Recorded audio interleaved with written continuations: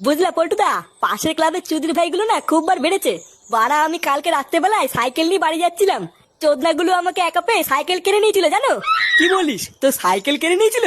তারপর বাড়া তুই কিছু বললি না? আমি আর কি বলবো, কিছু বললে যদি কেলায়। কি কিছু বলিসনি?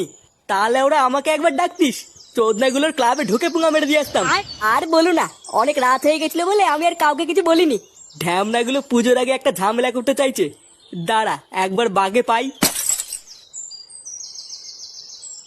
কিরে চোদনা, এত দেরি হলো কেন? বাড়িতে বসে বসে কি হ্যান্ডেল হুন্ডেল মারছিলিস নাকি? না, বাড়িতে বসে ছেলে সাটা ভাঙছিলাম। সে কিরে ফুটো, ফাটাকে মারছিলিস কেন? আর বলিস না, সেগো মাইটা যা জ্বালাচ্ছে না। লেওরা প্রতিদিন কেউ না কেউ বাড়ির উপরে এসে ওর নামে নালিশ করে যাচ্ছে। ভোদার বাল দিয়েছি আর কি সাটা ভেঙে। ঠিকই আছে, তোর ছেলে তোর মতনই বারোচোদা হয়েছে। তুই যেমন এতদিন তোর বাপের গাড় জ্বালিয়ে খেয়েছিস, তোর ছেলেও দেখি সেম এরকমই করবে।